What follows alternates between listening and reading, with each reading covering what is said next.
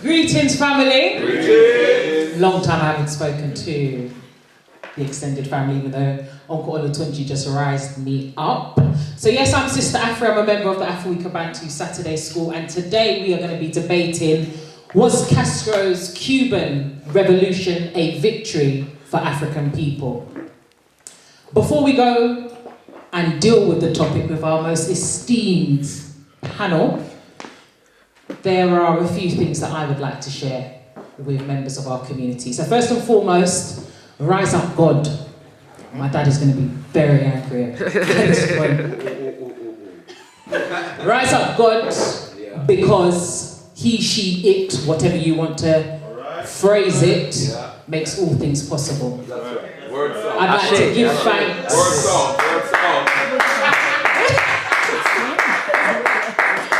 I'd like to give thanks. Viva God! I'd like to give thanks to the ancestors. Viva the ancestors! Because obviously we know that without them, their sacrifice, ultimately setting down their lives for us, we wouldn't be here today.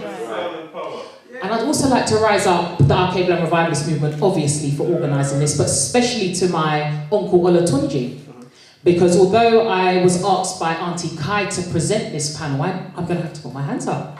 I know very little about Fidel Castro. But on Monday, I was furnished with a plethora of information from Uncle Olatunji to prepare me adequately. So let's rise up, Uncle Olatunji. Okay, so what is the context? Very quickly. 1959, Fidel Castro, Royal Castro and Che Guevara were part of an armed revolution to overthrow the dictatorship of Fulgencio Batista, which was a government that was funded and supported by the United States of America. After this took place, we saw that all of the private lands was then distributed and effectively taken back by the state, and any US holdings or assets were then sent and controlled by the Communist Party. And as a result, there were many embargoes placed on Cuba itself.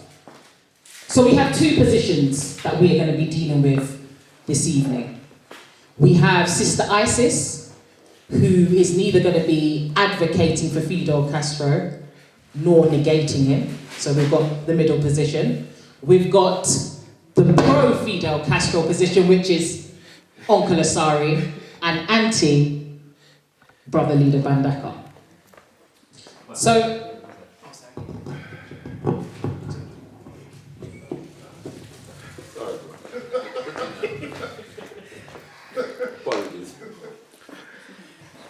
just quickly, in dealing with the pros and the cons, we know that Malcolm X, in his grassroots speech in 1963, gave us an indication in terms of what he felt the Cuban Revolution was about. And he said the Cuban Revolution, that's a revolution that overturned the system. Revolution is in Asia, revolution is in Africa, and the white man is screaming because he sees the revolution in Latin America.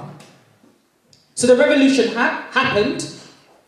What are kind of, I suppose, Fidel Castro's and his Communist Party's achievements? Well, we know that when we look at literacy, the Cubans outweigh the Americans. 99% of their people are literate compared to 86% in the USA. We know that infant mortality in Cuba is lower. We know that life expectancy is higher in Cuba. These are all comparisons to the USA. We know that he protected Status Quo. We know that when our brothers and sisters were being submerged underwater in Hurricane Katrina, it was Fidel Castro who then sent medical assistance. If we look at the number of underprivileged Africans within the continent and in the Caribbean, in terms of their medical education, which was wholly free, we see that Fidel Castro rises up again.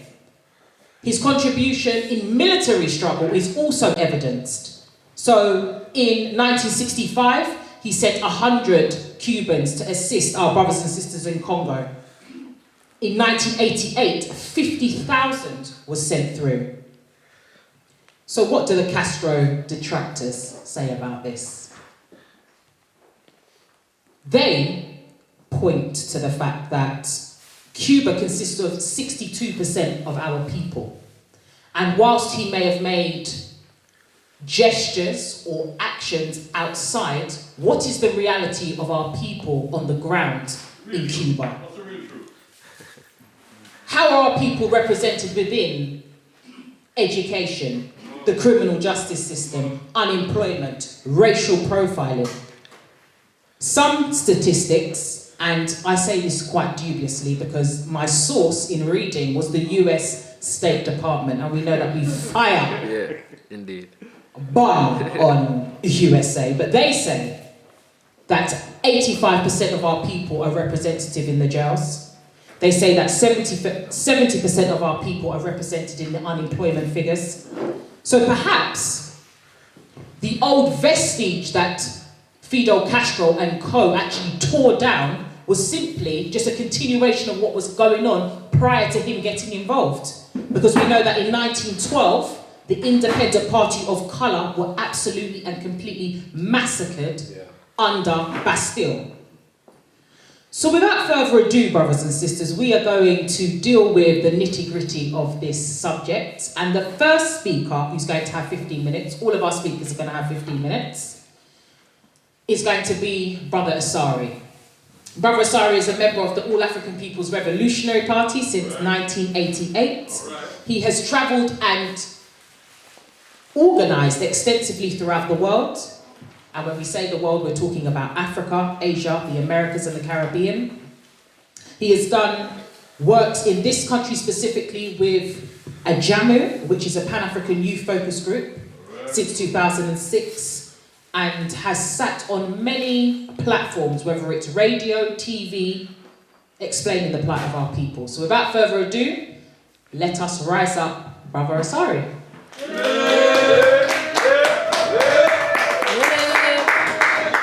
Greetings, Africans. Greetings. This is a subject that's dear to my heart. Yes. Cuba and the Cuban Revolution. So it's going to be some interesting things we'll talk about. Let me just...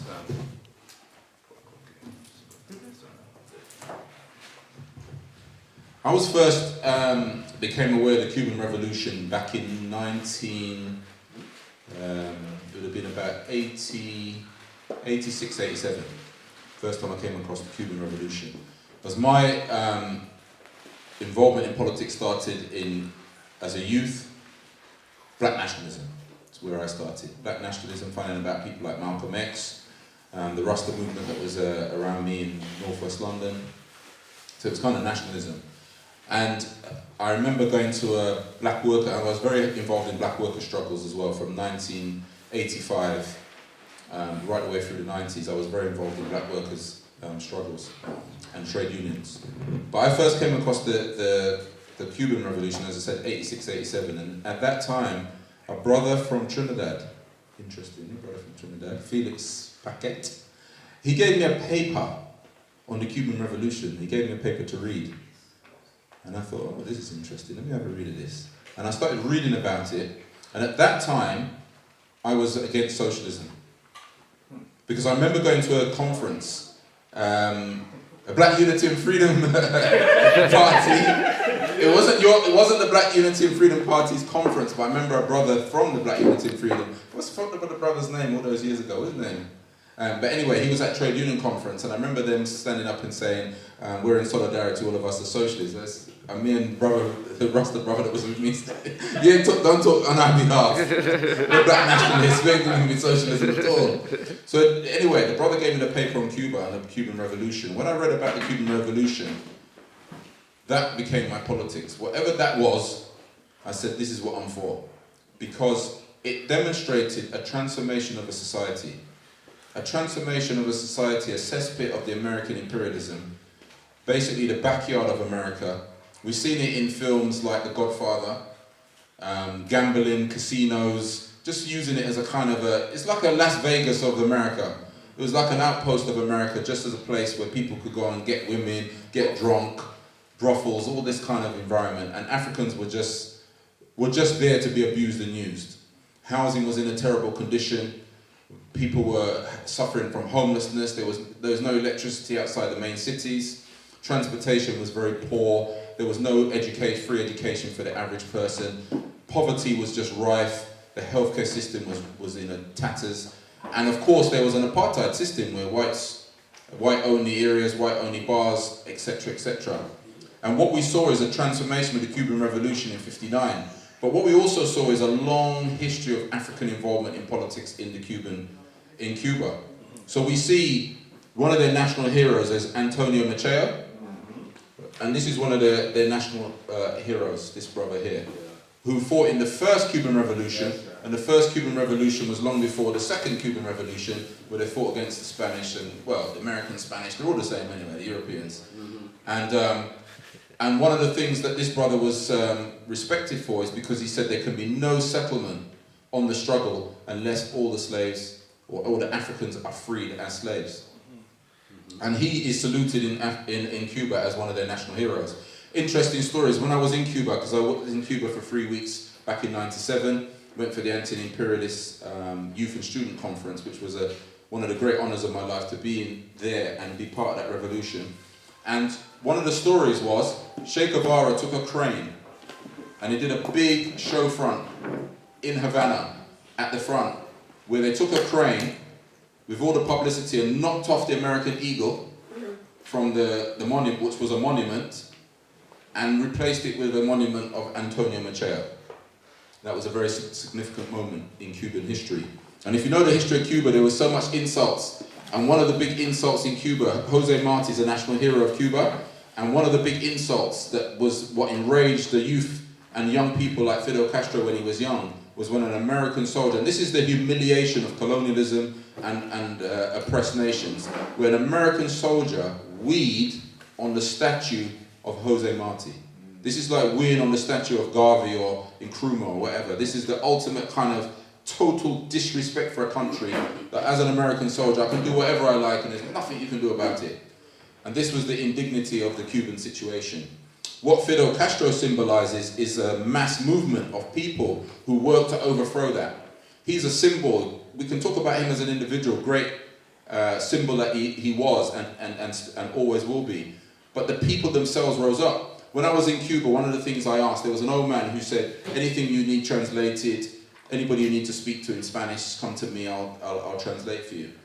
And one of the things I asked this old man, where were you in the 1950s? What were you doing in the 1950s? His eyes lit up and he said there was a whole movement. The July 26 movement was organizing all over Cuba. When they talk about Cuba now, they say there was only a band of about 20 of them in Mexico who came over on the Grama boat, and there was not many of them. There was hardly any support. This is a lie. There was mass support on the island against Batista and against the colonialism that was there. And so the July 26 movement was a whole mass movement. And at that time, the Socialist Party, the Communist Party, wasn't working with Fidel Castro at that time. Okay? The July 26 movement was the movement that was supporting Fidel. And that's what was in the countryside and all the history that you've heard, some of the story you've heard. But also Pombo, another example of the Cuban Revolution. Pombo, the most senior soldier in the Cuban Revolution. Pombo is an African. His sort of nickname is Pombo. He's an African. He was head of the ideological side of the Cuban army. And when I was in Cuba, I had the honor of, there was a book released called Pombo. So he was there signing books and talking about his book and his experience in the Cuban. And what happened with him, he's another example that during the 1950s, that he saw what was going on and he volunteered to be part of the revolution. He was actually, it talks about him being the bodyguard to Che back in the 1950s. So he was being honored. This picture is Fidel Castro actually giving him an honor about what he did. So to talk about, the answer to the question is simple. Most politicians never give an answer. I like to give an answer, straight answer. The answer to the question is yes. That's right. It's a straight yes. Was Castro's Cuban Revolution a victory for African people? There's no doubt it was. Because of all the major questions that Castro was asked, all the major questions that Cuba had been asked, they were on the right side. That's right. I will talk about racism shortly, but all the major questions on imperialism, That's right. on the votes against Israel, That's right. on the support for Afrikan Revolution, his support for Amilcar Cabral, his support for Angola, his support for the ANC. All of the things, all of the side of the struggles of African people, he was on the right side. In the Caribbean, we see right now they have the alliance, what's it called? I've forgotten the name of it. I've written a paper on it, I forgot the name, but it's a union between Caribbean countries and Latin America, the ALBA, where they're trying to have a new currency. On the side of all the right sides of history, Cuba has been on the right side. On the question of women, 3.5 million women organized in Cuba. 3.5 million women. Where else in the world? There's very few places in the world where women have got that organized. Maybe in China, but very few other places in the world. If you look at the rest of the Caribbean, it's a joke in terms of the position of women. In Latin America, the position of women is a joke. Healthcare is a joke in most of Latin America, most of the Caribbean. I just met a sister only last week.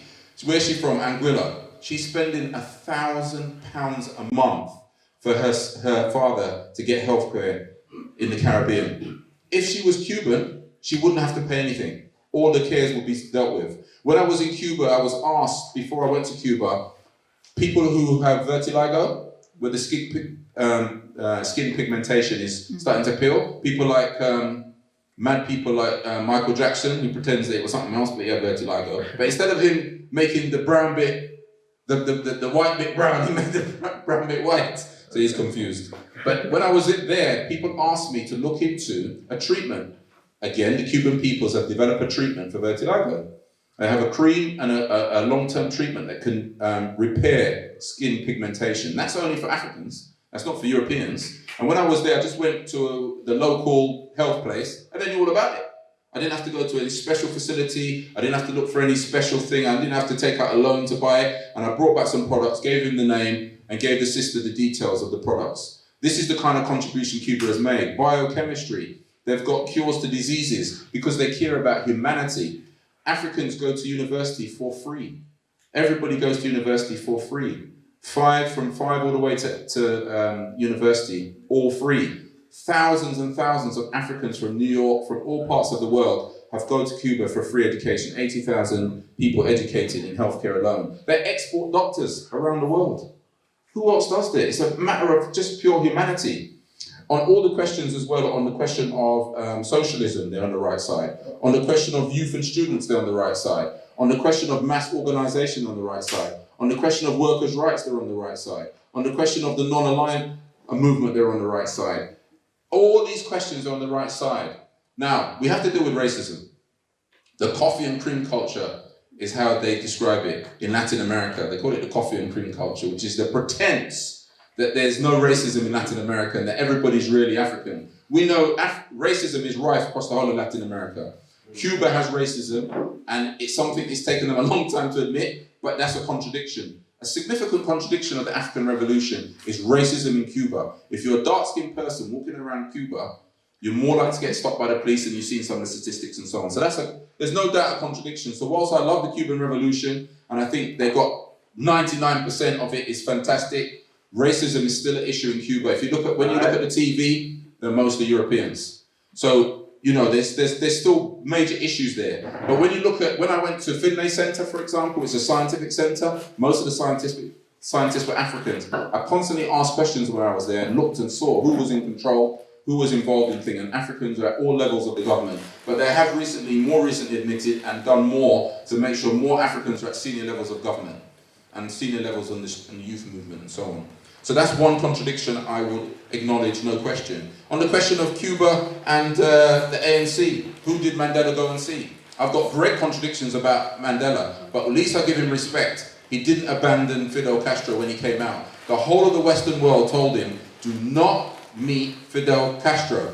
Do not go and meet Gaddafi. And when Mandela went to Libya, there was actually a flight ban. People don't realize this. There was a flight ban on Libya. And give him his credit, Mandela flew a plane straight into Libya and said, well, it's Africa, I'm going where I want to go. And of course, we've seen the pictures with Fidel Castro. Why did he thank Fidel Castro? Because the Cubans were a vital change in the situation against the South African army. The South African army was supported by Israel and all of imperialism. And ANC and PAC, we know it's not just ANC, it was the PAC and the ZAPA were fighting the armed struggle against the South African army and finding it very difficult to make ground. And the Cubans made the critical difference in the war. And that critical difference was also because of the fighter jets that they sent. The Soviet Union made fighter jets that Cuba had. They sent their best technology to Angola as well as troops. And many of the troops they sent, of course, were Africans, who were all volunteers, by the way, not conscripts. So the situation for Africans, clearly Cuba is a great credit to African people anywhere. And also the inspiration that Cuba has given the world, because it gives confidence. International solidarity is one of the biggest gifts you can give people struggling anywhere in the world. And Cuba are the masters of international solidarity. They have solidarity with over 150 nations in the world. And that's why in the Cuban, when Cuba goes in the UN and has a vote, most of the countries in the world vote for Cuba. Nearly 99% of the countries in the world vote in Cuba's favor against the blockade. Only 2 backward countries, the world's most evil nations in the world, vote against Cuba. Israel and the United States, who are the devil themselves. One more devil than the other. Israel and the United States, most 2 devil nations in the world. And we all know the relationship between Israel, white-dominated Israel and white-dominated United States. In terms of their treatment of African people, the history shows the way they treat us is absolutely appalling. And what they're involved in the African continent, Israel and sponsored wars. Cuba, on the other hand, what are they involved in? What's Cuba's role? And what does Fidel leave his family? I've seen and met his children, a couple of his children, Fidelito, I think it is, and I've read about his Che's children I've met, because when they talk about the African Revolution, the Cuban Revolution, it's quite interesting to see that children don't necessarily follow the footsteps of their parents. So I know at least one of Fidel's daughters denounced him and lives in America. Because, why? Because he confiscated the land from his own family. This is the kind of person he is. If he's confiscating the land from rich people, and one of his people were rich was his family, confiscated from them. And because the daughter wasn't rich, he's the president and she ain't got any money, she's pissed. Because most presidents around the world, of course, their children are rich, all their family is rich, everybody, all their friends and family are all rich. But we know the most honorable leaders in the world, normally their family are poor, because they don't aggrandize themselves with riches. So where's Fidel Castro's wealth? There's no wealth, because he doesn't want it. And also he passed an order, which he said, when you go to Cuba, you don't see you see graffiti, you might describe as graffiti or art, with Fidel in small places, but there is no state-sponsored monuments or signs to Fidel. Nowhere in Cuba. Anywhere you go in Cuba, you see no images of him officially. And one of the things he asked before he died is there will be no statues, no buildings, no roads named after him. And you can imagine loads of people want to do it, but he says it's not about personality worship. And that's why it's important to talk about the Cuban Revolution as a revolution of people and hope. What Cuba has done for the world is shown the world hope. And why Cuba is so hated by imperialism, because if most of the Africans in the world knew what Cuba has done for us and done for humanity, it would be an example and be followed around the world. If you go to Grenada, anybody been to Grenada? When you fly into Grenada airport, what do you see on the wall? On the wall on the airport in Grenada, thanks to the Cuban people for building the airport. Because when Maurice Bishop came to power, the first leader he met, Fidel Castro. When he met Fidel Castro, what did Fidel Castro say to him? What do you need? Tell us what you need. He said, we want an international airport. Within 2 weeks, there was trucks in Grenada building an international airport. We know the revolution only lasted a short time, but in that time the airport was built. That's a major part of their tourism now. This is the kind of solidarity we're talking about. What African country in the world, with all the riches in Nigeria, what airports have Nigeria built in anywhere in the world? What have they offered the world? Nothing. What has South Africa offered the world? The 2 richest nations in Africa haven't offered the world anything useful other than total confusion, right? But Cuba, with its small pocket change economy, what it can do is offer resources, its own people, labour, around the world. And we see this with all the examples of international solidarity. We saw also the relationship between Fidel and all the great African leaders. We see pictures with Kwame Nkrumah, with Sekou Touré, Malcolm X, All the great leaders had a strong relationship with Fidel Castro because he was respected. Of course, when he couldn't go in the UN and they refused to allow him to go to the hotel. White Americans refused him to go to the hotel. He just went to an African American hotel in New York, hung out with Malcolm X, and stayed at the hotel there. And also, who was with him was African. So, my answer is yes. That's right. Big thanks. Okay. Just to balance up the debate a little, we're going to have some female representation now. Sister Amlak. Sister Amlak has over 25 years experience as an activist and a community organiser. She lives in West London, where she's been active in local democracy and community arts and music production. For over 20 years, she's worked for the not-for-profit sector. She has a strong record in community development, management, training, and equalities work. Sister Isis has worked extensively with racialised and minority communities in the UK around issues of criminal justice, health, economic justice, and so forth. Lastly, Sister Isis is the Information Officer of the Global African Congress. So without further ado, let's rise up Sister Isis.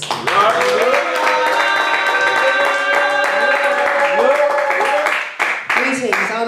I want to sit. I hope people don't mind. Is that going to be okay with the filming and stuff? Do your thing, sis. Because I need to consult with my iPad. So, was Castro's Cuban Revolution a victory for or against imperialism?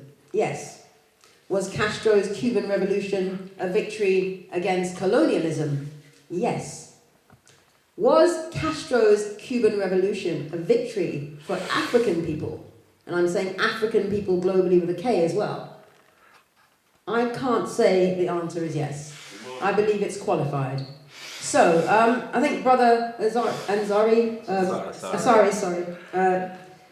gave us a really amazing presentation and raised some really important points. Yes, the Cuban Revolution is a significant event in history for all oppressed people. It has significance for racialized communities, and we can't deny that.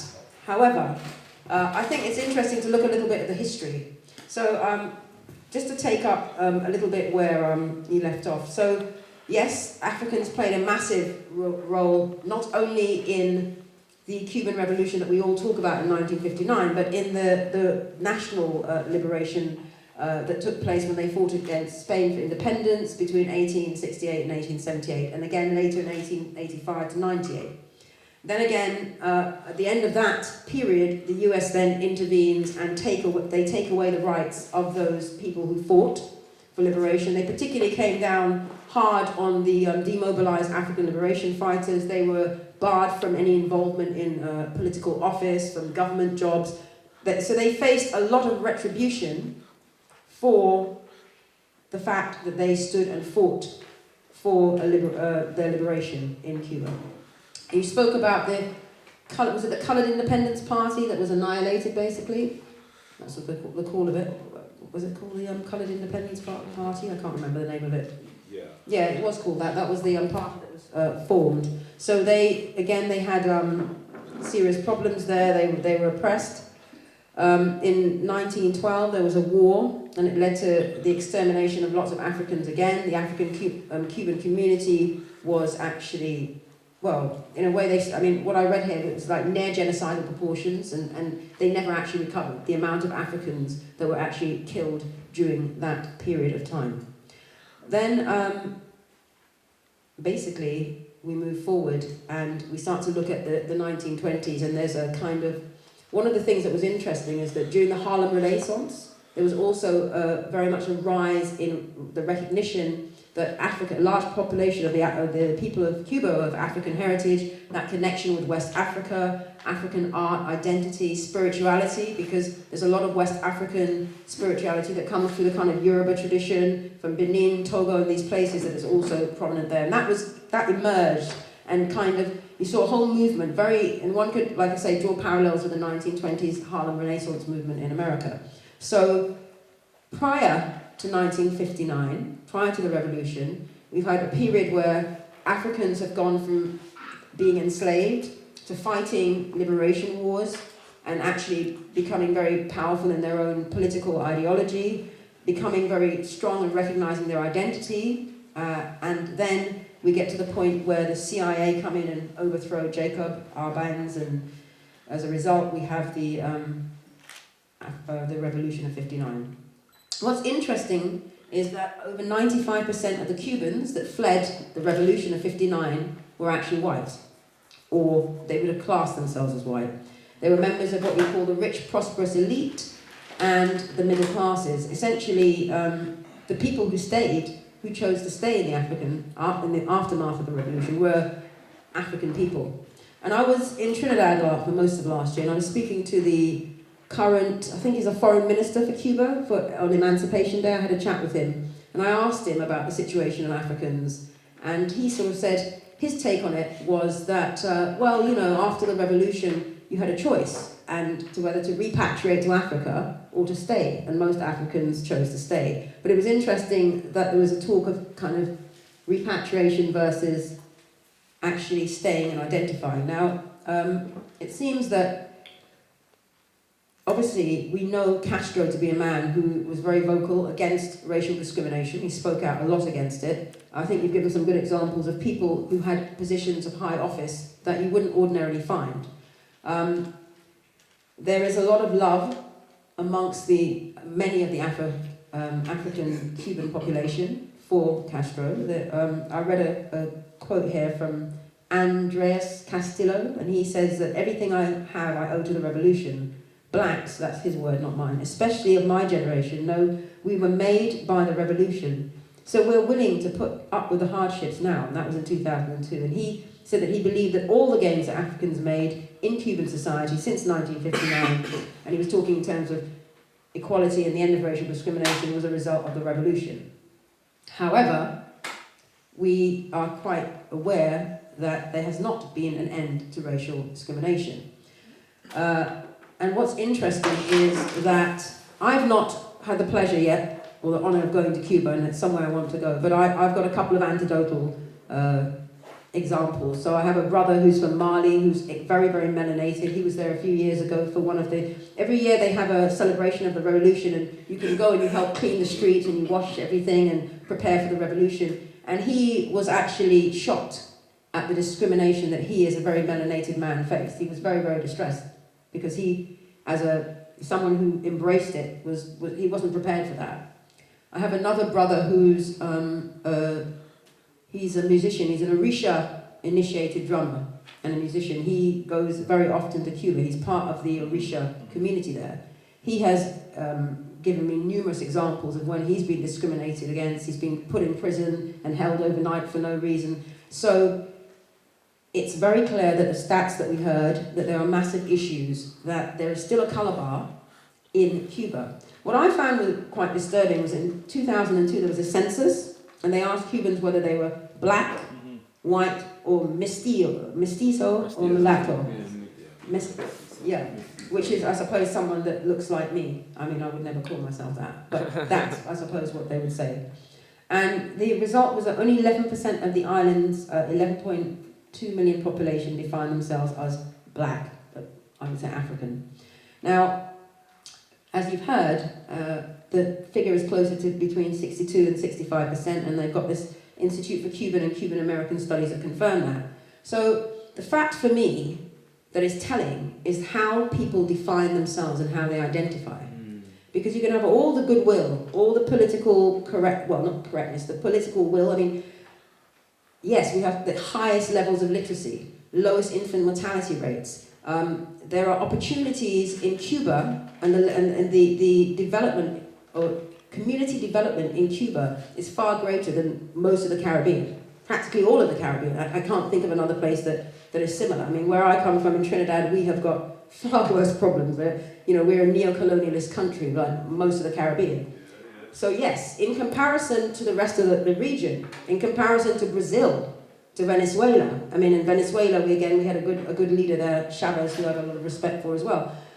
Cuba stands out. It stands heads and shoulders above that. However, when you go into the society and you look at the situation on a day-to-day basis for our people, there is clearly a problem, because people who would or should have the overstanding of who they are, where they're from, and who they identify are calling themselves white. For the fact that somebody that looks like me has the audacity or the ignorance of their heritage and their identity to call themselves white, and that it's so widespread and so commonplace, one has to say there's a rupture in that society. There is issues, there is a legacy of trauma, racial trauma, that has not been dealt with. So I cannot say that that's been a success. Now, what I've got here is, we mentioned Che Guevara. It's interesting. This is his book, The African Dream, which is when he was in the Congo. Him and 100 military men went down to the Congo to help fight. But it's interesting because I've got something I wanted to just read from here. I'll read quick. Right, so, basically, where are we now? In Africa, especially in the part called Black Africa, because of the colour of people's skin, you can follow a long chain from primitive communism to dots on the map where there are a proletariat and developing bourgeoisie. In keeping with the new imperialist plan of action, there is no opposition of any kind between the national bourgeoisie and the neo-colonial powers. Each individual country, when drawing up its plan for the liberation struggle, must start by treating as its enemies not only the imperialists and the layers on which their strength is based, such as the surviving colonial armies, and more dangerous still, the colonial mentality of their officers, but all the nouveau riche, importers and emergent industrialists who are closely linked to monopoly capital in the form of bureaucratic capitalism. And it's interesting because earlier on in the book, he's quite scathing about the way in which the Africans who he was working with in the Congo actually organised themselves, how they responded to the threat, their military strategy, which he said didn't exist. And essentially, from what I can see, is what has happened here is what always happens when Africans do not lead. Someone else who comes in with their theory, which is great. I mean, it sounds wonderful, but in practice, when you have a communist or socialist theory, which I'm not saying that I'm entirely against, because I believe all of this comes from Africa. Communism comes from communalism, socialism, it's all African originally anyway. We've got 250,000 years of history, Europeans have 9,000 years of history, so there's nothing that could not be African. But where a system comes that essentially comes via a European mindset and is then supplanted or attempted to be supplanted on Africans, it doesn't work. We have to lead. And unless we as Africans are leading, it will never work. So we can go so far. We can go to 60%, 70%. We can say, yes, it's brilliant. We can show solidarity. We can support other peoples. We can support, I'm a big supporter of the Irish. I'm a big supporter of anyone who's fighting a liberation struggle. But would I lead their struggle? No. Would I allow them to lead my struggle? No. And that is where it comes from. So, for me, to conclude, what I would say is, was Castro's revolution a victory for African people? No. It was not a negative thing. Was it better than what was there before? Yes. Is it better than what surrounds most of it? Yes. But is it ultimately the goal for us? No. It's just a transitional process, and we should use these sort of situations, like this revolution, or anything along those lines, to take it and build upon it and take control of it ourselves as Africans, and define it ourselves and control the means of our own liberation.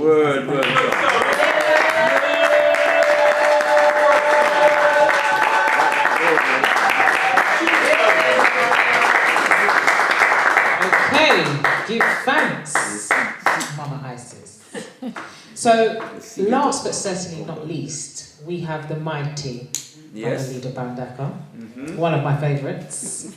Brother Leader Bandaka is the spiritual leader of the ALKEBU-LAN revivalist movement and UNIA ACL ambassador for the UK and national co-chair of the interim national Afrikan People's Parliament. Brother Leader is a veteran activist of over 30 years standing, a featured communist, I can't even pronounce it. Very careful. Very careful. Communist. With your father sitting in the audience.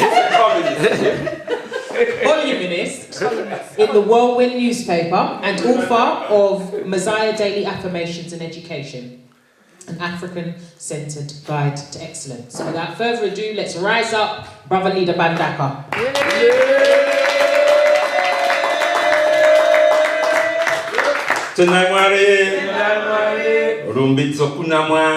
Africa, to the God of Africa be the glory. Giving thanks and praises unto Mwari Nyakusika, God the creator of the universe, through known by many names according to the many tongues across the length and breadth of the African continent, through Mzimumukuro, our great ancestors, without whom we would not be here this evening. Tendai Mwari. We give thanks for our moderator this evening, who has acquitted herself with so much panache, and yet the evening is still so young. Tendai Mwari. And giving honor to my fellow panelists. Brother Asari is, a brother that I have a tremendous amount of love and respect for, and a brother who has stood the test of time. Has been serving our community for many, many years. And of course, Sister Isis, we give thanks and praises for your presence and your historical work in our community as well. I am honored to be sharing this panel with my beloved brother and sister. I think brothers and sisters know that my position in this debate, this dialogue, this discussion is absolutely clear and unequivocal. Let's go to the question though, brothers and sisters, and let's be clear about the question. Is or was the Castro-Cuban Revolution a victory for African people? A victory for African people. The question isn't, was it an advantage to African people? The question is not, did we have some benefits? Was it marginally beneficial or significantly beneficial or even substantially beneficial to African people? The question is it a victory for African people? Well, what do we mean by victory? How do we identify a victory for African people? How do we measure victory for African people? And we have to ask ourselves the question.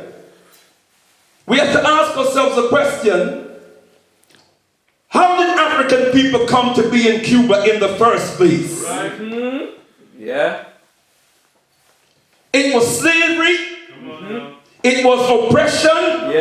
It was exploitation, and out of that was born this awful, vicious, evil cancer called racism. Is that right, brothers and sisters? Racism, insofar as racism is a byproduct of the enslavement and the colonization of African people in the European Western world. Is that right, brothers and sisters? In America, etc. The question I want to ask us is, can we ever reconcile the notion? Does it spell intelligence? Does it spell logic to suggest that we can reconcile the notion of victory with the perpetuation of racism?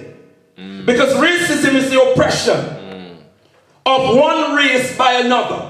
Ain't that right, brothers and sisters?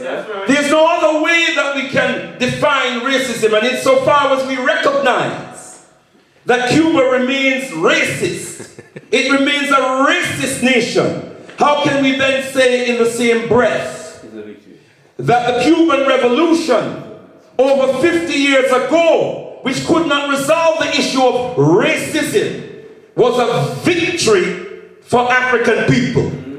Was there a redistribution of the wealth of the nation? We are the majority in Cuba. Where does the majority wealth in Cuba lie? It still lies in the hands of white people in Cuba. Was there a redistribution of power on racial terms? Were we leading that revolution? I love the analysis from Sister Isis. Did we lead that revolution? Were we at the forefront of that revolution? Was the revolution in the name of Ogun? An African god. It was in the name of a European god called communism or socialism. And let me tell you something. It was not a socialist revolution. Yeah, true that. True thing. Oh dear. It's true. Fidel Castro, when he announced the revolution as a representative democratic revolution. He did not call it a socialist revolution. It was after he went to America to meet with Eisenhower, and Eisenhower would not meet with him. And he had to meet with, not Kissinger, Nixon, as vice president. He wanted to cement Cuba-US relationship. And he was slighted by the American administration. So he went back to Cuba and confiscated land and businesses and industry that was owned by American companies. And then America canceled its sugar contract with Cuba, worth billions of pounds. And then Russia stepped in to the breach. And that it was after that, that he announced that this was a socialist revolution. Yeah, read history. But what happened in relation to African people? Because that's my concern. What happened to us in all of that? Yes, there was the rhetoric that the socialist revolution, 2 years after the actual revolution, the socialist revolution was born, and then we were told that by definition, by implication, the socialist revolution would resolve the issue of race and racism. Well, did it? Let's go to a nationalist Pan-Africanist. Cuban nationalist Pan-Africanist by the name of Carlos Moore, who wrote a book called Pishon, based on his experience as a nationalist Pan-Africanist Cuban. And here's what he said. His experience was, as he outlined in this book, Pishon. He says, race emerged as a factor within the Cuban Revolution. Castro destroyed the reputation of black Cuban revolutionary, Major Felix Dema Diaz, who committed suicide. He goes on to say, I'm going to try and rush through this, brothers and sisters, there's a lot to get through. He said, Castro forces Cuba's foremost black leader, Rene Betancourt, into exile. He says Castro bans book of Cuban's foremost black scholar, Walterio Carbonell. He also says that Castro bans all 526 black organizations in Cuba. Over 500 organizations, African organizations, were banned because we were told we don't need them anymore because we've got socialism. We'll take care of you. We've got socialism. Castro declares war on African Cuban religion, Santeria. He bans ritual ceremonies. Castro bans rhythm and blues, funk, jazz, as imperial music. Castro will tell we that our music is imperial music and ban it. Castro imposes de facto ban on Afro-Caribbean traditional music and carnival. Castro proclaims the inexistence of racism in Cuba. In all that, he's proclaiming the inexistence of racism. Castro bans discussions on race. Already? What? What? Castro bans discussions on race and proclaims Cuba colorless. Yeah? He actually said that Cuban is the only color that we recognize in Cuba. So he created a new color Red, white, and called Cuban. It means colorless, so it's not colorless. Yeah, he says another way of saying colorless. Blacks Don't exist.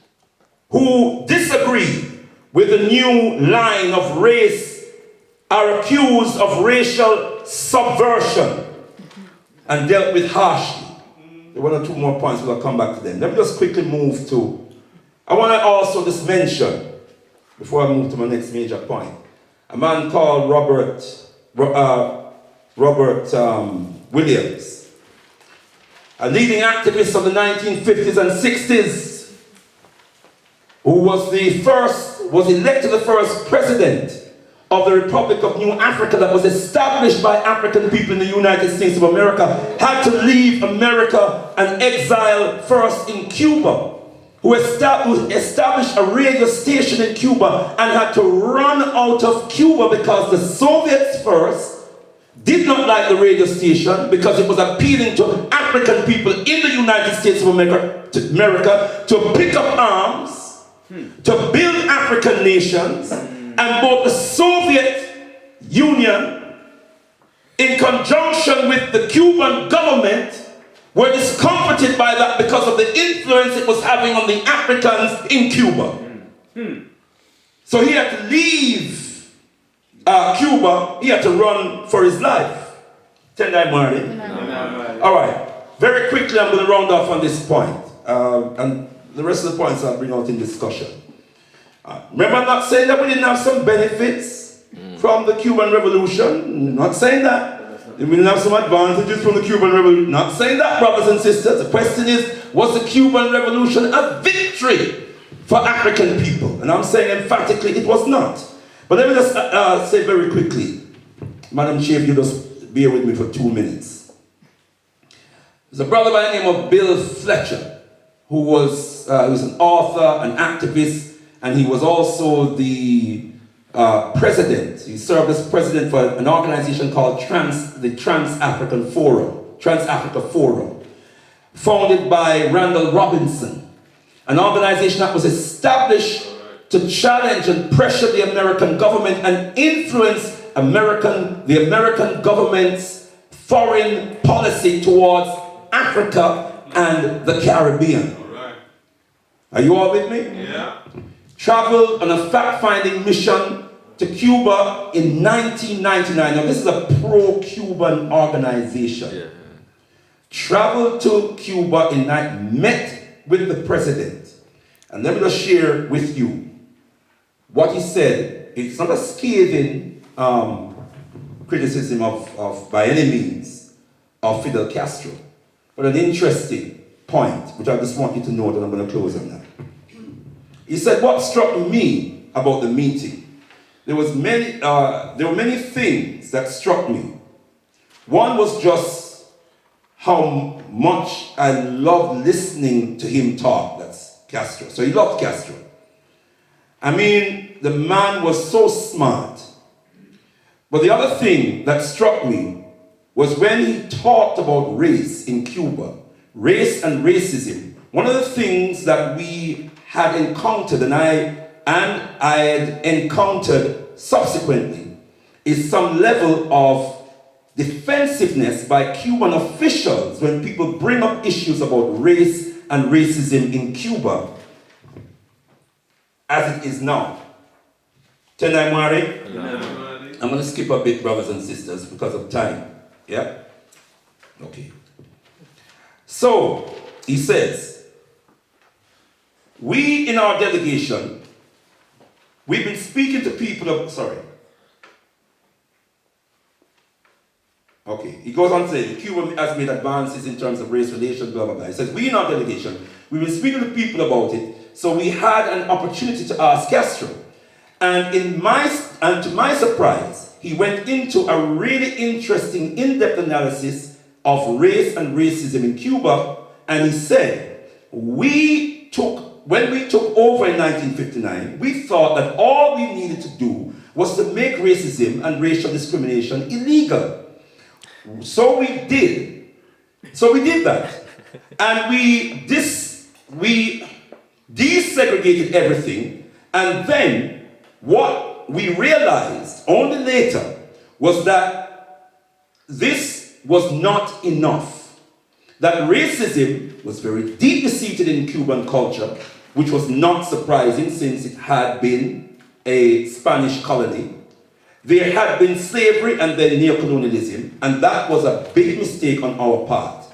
In underestimating how deeply seated it was in Cuba, this, I thought, was a very, very interesting revelation and indeed self-criticism by Cuba's leader. Point I wanted to raise with you, brothers and sisters. I like logical thinking. This is a man that he describes as so intelligent and so bright and erudite and so fantastically intellectual. But he didn't know that it needed to do more than just pass a law about racism. Do we accept that? Do we buy that? This is in 1999.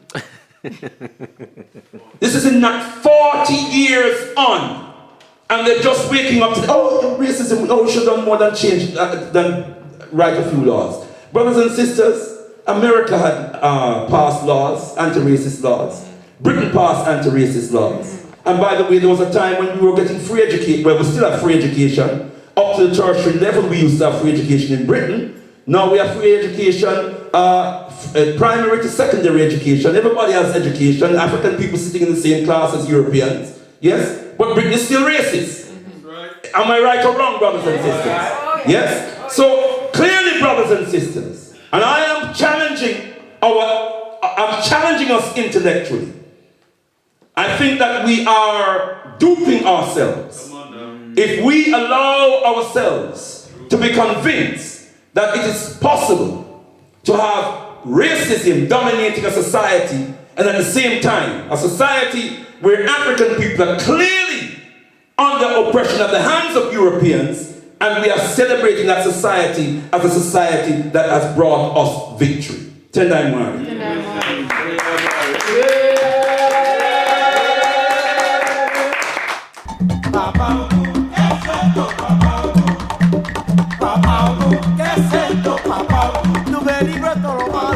Okay. So, as chair, I'd like to ask Brother Rosario a question. So, Brother Leader Bandaka explains that in all of Fidel's glory, in actual fact, he did want to partner with the enemy. And I'd like you specifically to deal with the point where he went to the USA, was effectively snubbed, and then decided to confiscate US property, and then that's when the embargo on Cuba happened. What's your position on that? Was that true? Oh, that's an easy one to deal with, that one. The situation, yeah, the logic of the situation is that Cuba's had a revolution, or wanted to have a revolution, in '59. The world was in the midst of a massive Cold War. It makes no sense for a small island off the coast of America to declare war with them, a nuclear nation. There's madness. So of course you have to reach your hand out and say, let's try and do a deal, okay? Knowing that they're the devil that you're talking to. And all industry in Cuba was made by Americans. So all the tractors, all the machinery, everything was American basically owned. So it was a real problem as soon as they went with the Soviet Union. Che was actually the one who went to America, and he met with Nixon. And it's a lesson for all of us. This is why I didn't agree with Nkrumah on his yeah, it wasn't a non-aligned. It was he called it, what was his? I forgot what he called his position. He was neutral between East and West in a sense. That's not a line. That's not a line. Yeah, they called it non-aligned, but it was further than that. He went further than that because even the non-aligned movement was still aligned. But yeah, there was a confusion around that, in my opinion, because your enemy knows your position whether you state it or not.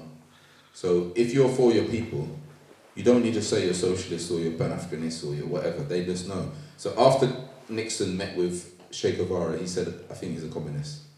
even though he never mentioned the word communism or socialism, but of course he wanted to redistribute. So to me, that was a straightforward question. I don't think they had any intention of having a political relationship with America. It was just tactical. And going to the Soviet Union was forced. Their position was forced. I agree. I think their hands were forced, that they couldn't be non-aligned. There's no way Cuba could be non-aligned so close, because they'll get invaded, get attacked. So they had to be supported by the Soviet Union at that time, in my opinion anyway. And that's why they went to the Soviet Union to get support, because America was trying to bankrupt them, which we see with the sanctions. So I don't think they had a choice but to work with the Soviet Union at that time. Okay, thanks. Going to ask a question for the no-sayers. Do you think that your position is idealistic in the sense that we speak about a victory for our people? What does a victory look like? Asari has outlined several areas: health, education, employment, infrastructure, practical things that our people need. And one of the points that Asari raised is that who else during that time was able to provide this? He mentioned South Africa having massive wealth. He mentioned Nigeria having massive wealth. But when it came down to the crux of it, what comparable person can we look to? So I've kind of said it in a very long-winded way, but effectively, what is victory for African people? What does that look like? And if somebody has demonstrated this, why are we so anti it? Good question, good question. Right, okay, yeah, this is a very good question. And it's a difficult one. Victory for me, I would say, is that we control our own destinies. We control how we choose to be, how we choose to govern ourselves, our economic systems, etc., etc. And it is true, of course, that Cuba has supported many African countries. They've given a lot of support. I mean, in the Caribbean, many of our doctors are trained by going to Cuba. In a way, they get support. The literacy rates, I mean, all the positive things that have happened in Cuba are in no way to be taken away. However, they haven't really happened in the greatest sense specifically for people of African heritage. I mean, they've happened in Cuba for Cubans, and I think the point that Brother Van Dacker made about the fact that Castro spoke about him only seeing one group of people, Cubans, that is what's happened. So these gains have happened for Cubans, but within the context of who is a Cuban, if you are a melanated Cuban, if you're a Cuban of African heritage, if you're an African Cuban, then your position is lesser. And that is clear, and that's evidenced by the racism, by the fact that people don't even identify themselves as Africans. So even within gains, there's a bar which Africans are not rising above. And that cannot be a victory, a full victory. It can be an advancement, I think was one of the words. It can be positive, it can be a good thing, but it's not a victory. A victory is where you are victorious. You get everything that you want. It's like winning all the battles in the war. So that, to win the entire war and be victorious, as opposed to win one battle, but you haven't won the war. And that's the difference.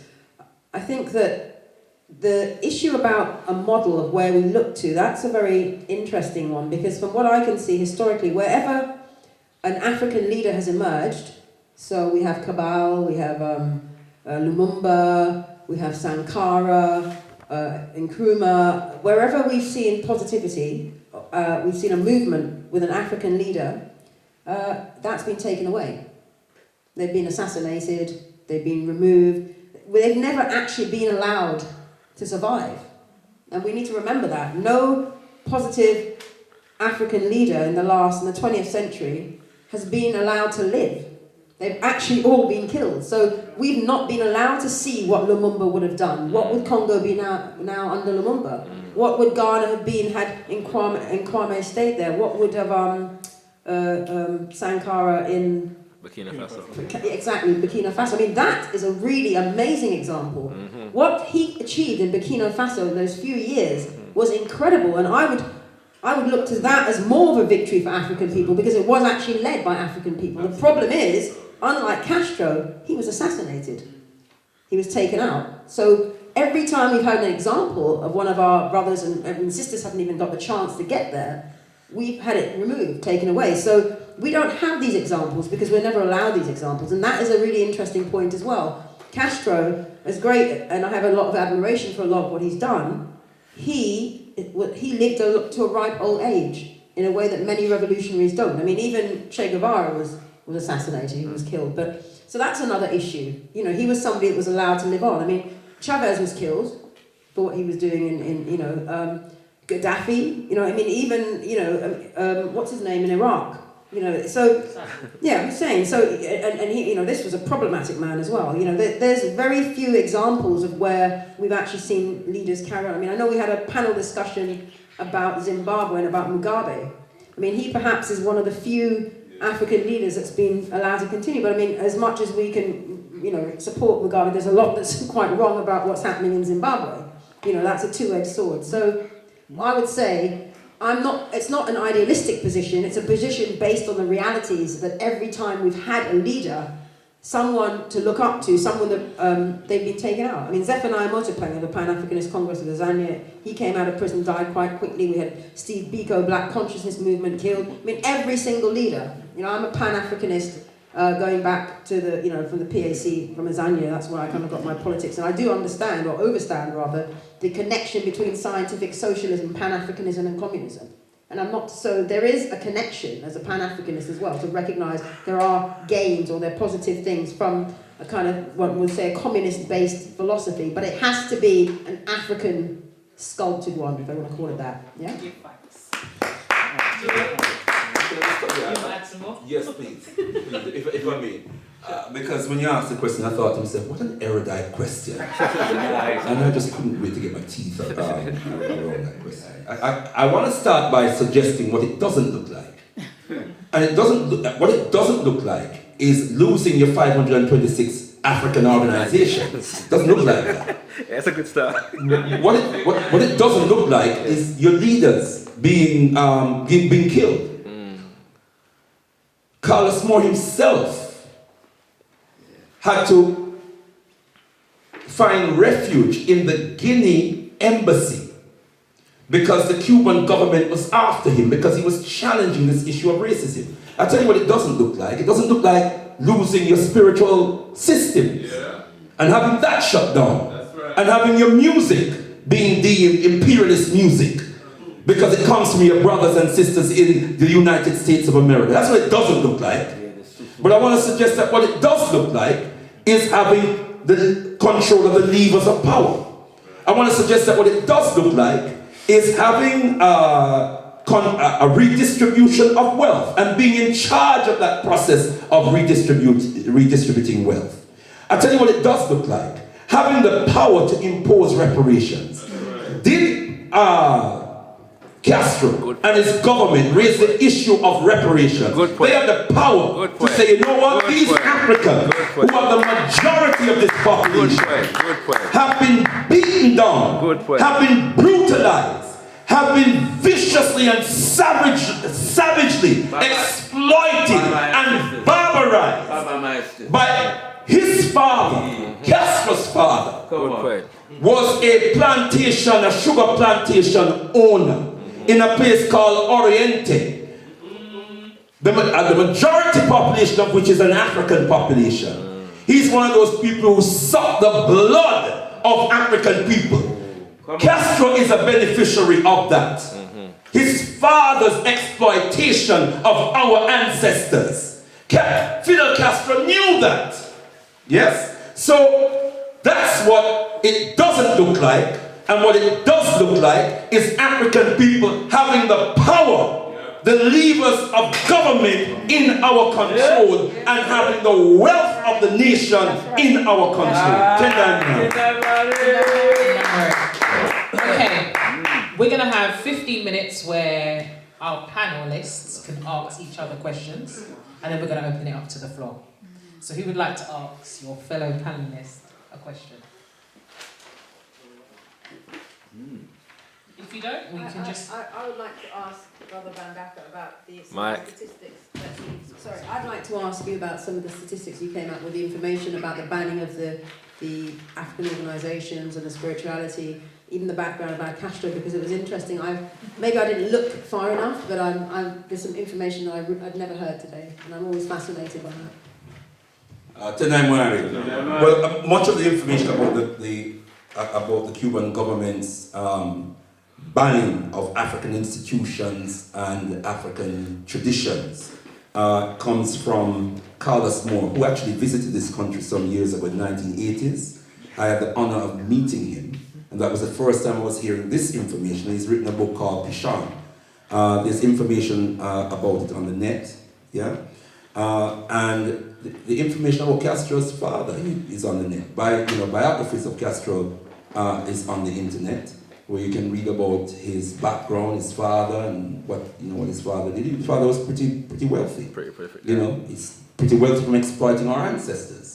Yeah, I don't know if Castro told the people of Cuba that, but you had to search deep, deep to find it myself. Castro should have told us that. He's wealthy, but I didn't realise where it came from. Yes. Well, anybody who's wealthy in Cuba is benefiting from the legacy of slavery. And Castro should have been straight and honest enough to tell us that. So my father was naughty. I love him, he's my daddy. Yes. But he was naughty. Reparations. And reparations are due. He could have done that. He was a president for 50 years. That's a long time. Tell them one. Okay. And now the brother take over. The brother can do that to Raul. By the way, Castro confiscated the land his father owned, so he did redistribute it anyway. Did you give it to African people? Yeah, we gave it to the masses of people. He gave it to Cubans. Yeah, because he's a Cuban. I think there is a. We can't be idealistic. I think it is idealistic. It's a country that's run by white people. Yes, it's a white country in terms of its colonial recent history, and it's idealistic to think that it could be. It's not an African nation in that sense. So I think some of those points are idealistic. But the question I'd like to ask is Cuba's contribution to the Grenadian Revolution, Cuba's contribution to South Africa, Cuba's contribution to Namibia. Good question. What's the question? Cuba's contribution to Angola. That they, how can we deny that these are victories for African people? Good question. Sending thousands of soldiers to help liberate our people in those countries. How is that not a victory for African people? It's a very good question. Answer that one. Serious question.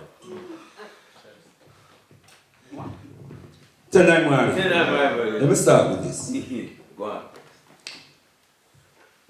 After the battle of Cuba's presence in the Congo, and I said the battle, Sister Isis touched on the Congo situation. There was a lot of tension between the Cuban troops and the Congo, the Africans in the Congo, because there was a presumption that the Africans didn't know how to organize. The Africans did not know how to militarize. There was a presumption, yes, and that created a tension.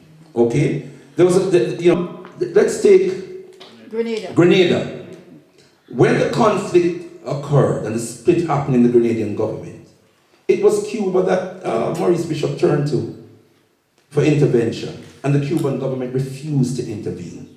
He wasn't asking him to send troops into Grenada. He was just asking him to intervene diplomatically. Mediation. And mediate and help the process. And the Cuban government turned its back on Maurice Bishop. Maybe if the Cuban government had responded in that situation, maybe Maurice Bishop would be alive today. Maybe the Cuban Revolution would have been saved. Was the Cuban Revolution perceived as a threat? Sorry, the Grenadian Revolution perceived by the Cuban government, the Cuban regime, to be a threat to white supremacy in Cuba is a question that we must ask. 10-9-1. And if you want me to deal with South Africa, I'm happy to deal with the Control alone. I'm happy to deal with all of this. He mentioned Angola already. Ask the chair to give me special dispensation. No special dispensation. No special dispensation. I'm overruled by the chair. You've dealt with it. So we're going to now open it up.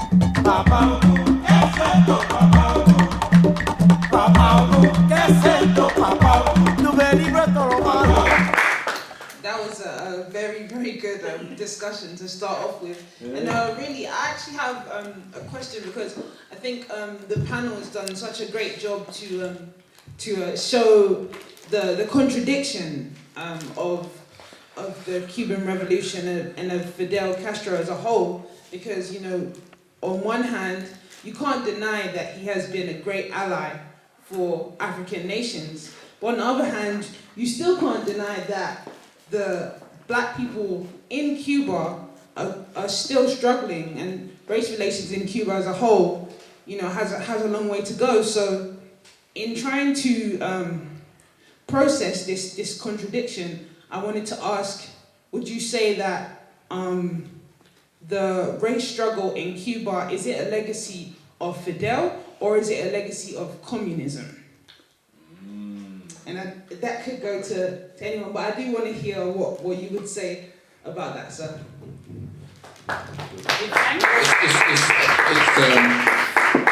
The legacy of racism in Cuba is predominantly the racist history of Cuba and slavery. That's the reality of it. But, as I told you, the coffee and cream culture in Latin America is still a factor. And yes, one of the contradictions of predominantly Eurocentric communists, Eurocentric socialists, is they don't deal with nationalism. So they believe the unity of the workers unite, workers come together, and it will solve all national contradictions. We know, Nkrumah wrote a book called Consciencism, or Consciencism, however you want to pronounce it, that dealt specifically with that you cannot have a revolution without the diagnostic replanting of the African culture in our heads. That's what you So said. to have a revolution, but not dealing with, if you only deal with the class issue and the economic questions, but you don't deal with the psychological race issue, you're not dealing with the real issue. And this is why we have so many failed struggles, because even the ones who took Marxist-Leninism as their ideology in Angola, the MPLA, Frelimo, one of their contradictions was they didn't deal with race. And we look at the consequences of that. In Guinea-Bissau, Cabral had a very clear analysis of self, which gave a different analysis of the situation. The problem we have in MPLA and Frelimo, they don't really deal with race. Same with ANC. The problem with ANC is they don't deal with race. Right? ANC have a deal with, well, there's contradictions about the economic, they haven't dealt with the economics either, but They're doing the vote. Apart from redistributing wealth amongst a few brothers amongst themselves. But the point you're making is that I think it is a legacy, predominantly it's a historical legacy. Because the legacy of Cuba is that whites are in power like most of Latin America, even though they're not in the majority. So in Brazil, whites are in power. Whites dominate society, but it's an African-dominated country. But could you call it an African country? Yes, Africans are in the majority, but call it an African country when the whites are dominating? It's a contradiction. It's whites are in power. So the contradiction is still there. And I do think there is, as you say, there is a contradiction in the analysis. Fidel, when I was in Cuba, I asked Africans all the time, what are you?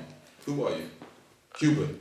They always say Cuban. They don't say African. They don't deny they're Africans, but they say Cuban first, because the political context of Cuba was nationalism was around being Cuban, and they saw it as a contradiction and a divisive issue if people call themselves Africans, not Cubans. We would say, of course, incorrect analysis.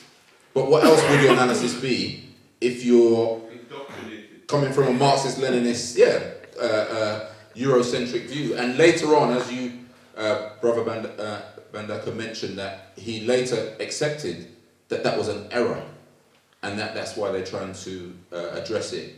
And even in their last Congress, they also had far more Africans in leadership positions and more senior positions, because they accept that the contradiction needs to be dealt with, has to be dealt with. And also the institutions you talked about, the religious institutions, the cultural institutions, now they're being put back and recognised by the state and supported now where they weren't before. So there's a recognition now that African culture is part of Cuban culture, and it's worthy and it's important in society, and to practice African-based religions, as that wasn't the case before. So that's why I would accept that. I think it's mostly historical, but there's also that confusion analysis of Eurocentric socialists. Okay. Give thanks. We're going to now ask. I have one more. Okay. Okay, so if it's clear that he was more concerned about, the Cubans as a whole, can we really say that it was a victory for Africans? Because clearly we can see that, America was trying to isolate them, and they did need allies. So they did what they could to get the allies through helping African countries. But if the black people in his own country are still oppressed, does that really, it really makes me question his motive for even helping black people. It wasn't really to help black people and the black struggle, but to help Cubans and to give them extra support. That's right. So, I mean, No, I'd say that's a confused analysis there. It doesn't make any sense for Fidel Castro to have massive sanctions on their country and support all the people in the world that will give him more problems. That cannot be based on selfishness. That's not a logical argument, right? Why would Fidel Castro align himself with all the people in the world that imperialism hates as a way of helping his own people? If he really wanted to help his own people, be selfish economically and so on, he would have tried to reach out to Israel, reach out to America, reach out, give back the resources to him. That would what he would really need to do. So to say he did the act of encouraging thousands of people to fight in Angola as some kind of way of helping Cuba, how did that help Cuba? It could only help Cuba in their status as humanitarians, but it made what was the benefit of thousands of Cubans giving their lives in Angola? The benefit was a humanitarian gesture to our people. That was what, and Fidel Castro always said, African blood runs through Cuban veins. We must support our brothers and sisters in Africa. And we've also said, who else did it? Where's the Africans doing it? Where are they doing it? And as I keep saying, we focus on the contradictions of racism in Cuba, but we conveniently, consistently avoid the support they gave to the Afrikan Revolution in Africa.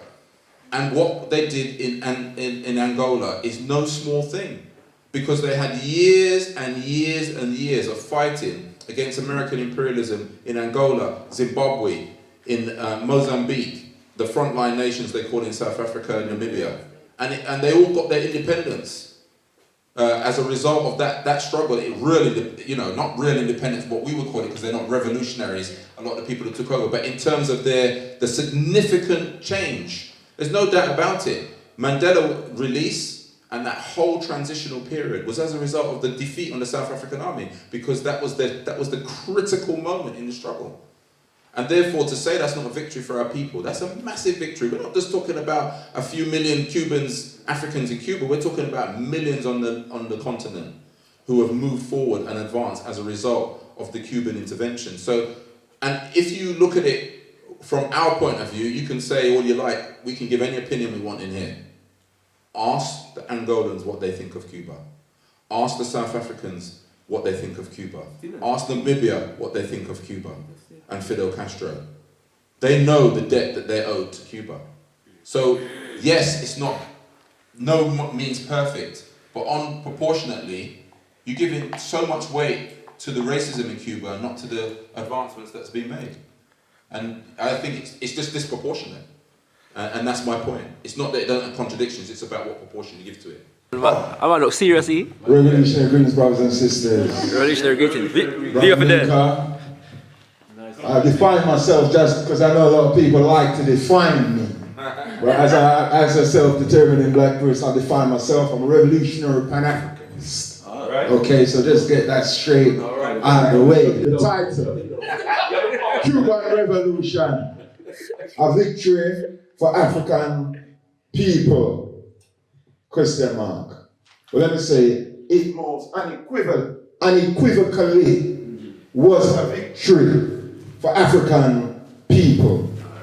And I say this as Brother Asari made the point. You see, opinions can vary. And within our struggles, we need to struggle against philosophical idealism because it takes us nowhere. Facts don't change. Opinions may change, but the facts don't change. And so when we look at Cuba, I mean, an important question to ask is, why is imperialism so much against Cuba? That's a very important question. Because if we understand that question, then we will know the reason why they're against Cuba for so much is that it represents an alternative. It represents an alternative to the capitalist system. And it bothers them because as long as they stand, it gives people that hope and vision to bring about change. We talk about a victory. And Brother Leader says, and I do have a problem with ALKEBU-LAN very often because they take words and they give it this one-dimensional view, like, well, African dimensional view. you know, Nice. no, victory. I mean, I think they have the same kind of problems around struggle. Victory just simply means success. Okay? Can we not say the African people had a victory against slavery? Can we not say the African people had a victory against colonialism? Is African people totally free? No, they're not. But we can say that they had a victory. When we look at the Cuban situation, again, we can't play around with facts. The children, everybody here accepts that in healthcare, there's been advance. In employment, there's been advance. In education, we talked about the political structure. We're talking about literacy. We're talking about Cuba now, 80% literacy rate. We're talking about African people. We know if it's a victory because we can look at Cuba before the revolution and after the revolution. There's no kind of mystery about whether or not there's been a victory against all of these problems that our brothers and sisters are facing within the Caribbean and the world. Recently, just last year, we had a vote in the United Nations against sanctions. 190 countries voted in support of lifting the sanctions. 2 countries abstained, America and Israel. It was voted unanimously. Why does so many countries, every progressive movement, we're supporting Cuba? Why? Again, because they represent that example. And as Obama said, they tried to introduce, they tried to introduce, I'm coming to an end. They tried to introduce sanctions to isolate Cuba, but in fact, the impact of the policy was to isolate America. I think as revolutionaries, we need to look at what do we learn from the Cuban Revolution, because I believe it gives us important lessons. The first lesson I think it gives us, if anybody looks... 1 minute. All right. If anybody looks at the Kwanzaa principles that is represented in the Cuban Revolution. Unity, self-determination, collective work and responsibility. Okay, we know the Kwanzaa. Okay, right. It's represented. And I want Mummy, listen up. Surely, Mummy, listen up. I must be going up to pray. 15 seconds. All right. I want to also say that I want to disagree with my brother Asari when he says that the Cuban Revolution does not recognize or acknowledge enough the question of nationalism. There is no country in which that you find representation of African culture as much, particularly the Yoruba culture, which is as strong as you see it in Cuba today. We accept that racism is there, but the only way to defeat racism is to defeat imperialism, and we got to be absolutely clear on that. Okay, but there's no doubt it's been a victory. Give thanks. Can we now have Elder Pepperkai, who raised his hand?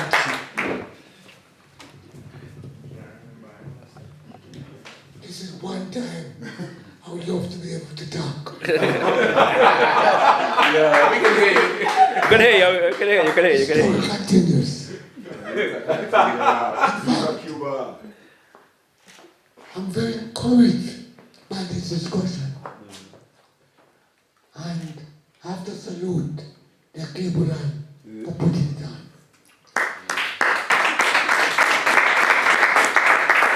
And I really admire my sister in the middle, because I've learned quite a lot this evening. But the question is it a victory? What is a victory? None of us will argue about advance. And it's a question of degree. But Dr. may say 50%, I may say 75%. But are we looking for advance? Are we looking for victory? And victory is based on culture. And nobody can lend that to you. It has to be your base. Yes. In Cuba, the language is Spanish. Everything Spanish. Eurocentric. Nobody can give you freedom. And I'm glad we mentioned, I think it was a family. We took your back who raised the base about Cabal. Cabal so needed on our terms. I would want the troops. On our terms. No troops.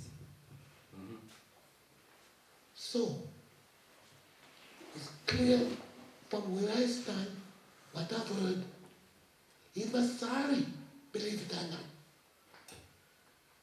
In farmers, we make good progress, no victory.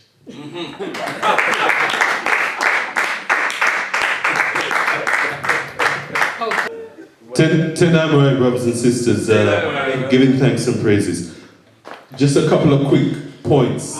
The first one, Brother Asari, one of the questions that Brother Leader asked you was about, I'm not too sure if you answered it, and I may have missed it. When Castro, but I think you said it wasn't Castro, it was Che Guevara that went to America. I think that's what you said. Castro did go to America. All right, let's home in on this point. When Castro went to America, why didn't he initially call it a socialist revolution? I don't think you answered that. Yeah? So that's one question there, please. The second point is, you mentioned about South Africa and the support given to Mandela, and you link that with victory. Question, is or was Mandela being free a victory for African people in Azania? Mandela being free, was that a victory for African people in South Africa? I don't know what, in my humble opinion, my brother, and from the interactions that we've had with our brothers and sisters in Azania, that were no victory. But maybe you have another view on that. Also, just a quick thing in relation to what Brother Minka was saying about the 80% literacy and all those things you're supposed to get excited about. Okay, you have 80% literacy, and you can't even call yourself African. Well, sorry, I don't want any of that percentage of literacy. Right. If I can't even recognize that I'm an African, that for me is global white supremacy, telling you you're gonna hate yourself and call yourself Cuban, quote unquote, you're culturally Cuban rather than being African or indigenous white. So those are my few quick points. Tatenda, give thanks and praises. Lovely interaction. Tenama. Yeah, easy to answer. Easy to answer questions. Why didn't they call it socialism? Good tactic, in my opinion. One of the contradictions we have in the world today is how do you get to power? And movements. And there's one of the things that critiques. I use Marxist-Leninism as a methodology, but not an ideology. So one of the contradictions in Marxist-Leninism is the analysis that revolution would come from the working class in capitalism. It's never happened anyway. Right. Nowhere in the world has it happened. Every revolution in the world has come from the peasants and the non-working class industrial people. It hasn't happened so far. I'm not saying it won't happen, but it hasn't happened. That analysis was incorrect. If you look at the Cuban Revolution, it wasn't led by the Communist Party. It wasn't led by the Socialist Party. And if you look at a lot of the revolutions around the world, it hasn't been led by the Communist Party or the Socialist Party. If you look at Chavez, he wasn't a leader of the Socialist Party, he wasn't a leader of the Communist Party.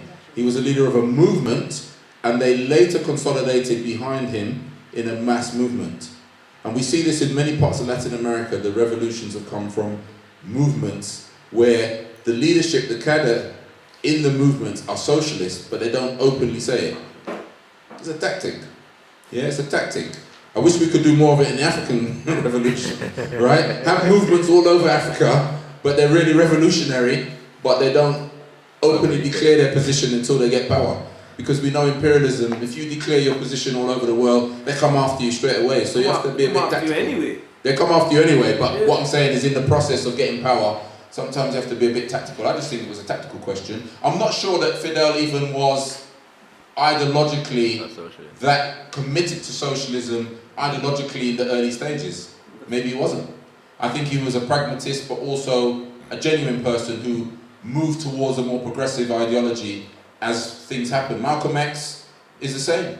Malcolm X before he died and Luther King before he died was moving more and more towards a more progressive ideology because that was the honesty in them. So you don't think he felt slighted and decided to call it a socialist revolution? No, it was never going to be a capitalist revolution. It's not like, I mean, who in the world, you name any leader in the world that says, I could go down the capitalist path and get all the support from the capitalist world, but what I'm going to do is I'm going to go a more difficult way and I'm going to go socialist where the whole world's against me. It made no sense. Because if Fidel Castro had denounced the Soviet Union, America would have chucked money at him. We see leaders all around the world, all the African cronies we see around the world, puppets we see around the world, they denounce socialism and America comes with their aid and their trucks and whatever. So we see that. Now the other one, the support that Cuba gave to South Africa wasn't to Mandela. It wasn't to the ANC. It was to the... Mandela. No, I honed in on Mandela thanking Fidel Castro, but the struggle for the Cubans fought was for the South Africans as a whole. You said Mandela being free was a victory for... Yeah, it is a victory. There's no question about it. As Minka explained, stages of victory. There's no question that it's better for African people to have independent elections in '94 than it was apartheid. Yeah. I mean, how can we say that's not a victory? It's a victory. It's not what we want, the ultimate goal, but you cannot say, there's nobody in this room that would rather be under colonial rule or rather be a slave than be living in England now. No one in this room. And if you tell me that, you're bullshitting me. Nobody would rather that. So to move from one stage to another is a victory. We move from victories. We move from... No, but victories are moving. That's what we call victories. I'm answering the question. The point on Mandela is irrelevant because, as I said, I wasn't giving... the Cubans supported Angola. You've answered that one. The question of Mandela, we all know Mandela wasn't a socialist. He wrote a book before he went into prison. And in his book, before he went into prison, he said, I am not a socialist. He supported the Freedom Charter, which we all know is an equal opportunities paper, right? That said that the land belongs to those who live there. Tactics. We could never agree with that. We agree with the Africanists who say the land belongs to the Africans. It's not tactics then. So we never agree. No, it wasn't tactical. He didn't tactically say the land belonged to the people. He believed that. We disagree with him. So we never supported that position. With all the love and respect of my brother, sorry, I think that was such an erroneous point that he made just now, which is comparing the South African Azanian situation with Cuba. In Azania, you had a process that was led by African people. You had African people fighting for their land back, fighting for their land, fighting for their liberation from an oppressive white regime. That was not what happened in Cuba. In Cuba, you had a group of white rebels taking over the levers of government, and there's a school of thought, you know. There's a school of thought, you know, that the CIA was backing Castro's revolution because the CIA was fed up with Batista, who had become an embarrassment to the CIA. There is that school of thought, right? Another erroneous, and we've totally left out the fact that there were African nations like Zimbabwe, like Mozambique, and other African nations. African nations like even Ghana, Tanzania, who were supporting the liberation of our people in South Africa. We've totally ignored that for the sake of elevating Castro and Cuba. Another erroneous point that our brother makes is in relation to Nelson Mandela, and Nelson Mandela lauding and applauding Fidel Castro, and at the same time castigating Robert Mugabe for being in power too long, when Fidel Castro was in power twice as long. Can you see the contradiction, brothers and sisters? Love white people. Yeah? So when it's a white anti-imperialist, as they call it, it's okay. But if an African has taken through shedding their own blood, has reclaimed the levers of power of their own nation, you must surrender it to agents of imperialism, because that's what you're doing when you're forcing a government. I don't know if you see my point. I think it is so erroneous. There are one or two other points I want to respond to, but Yeah, very interesting debate.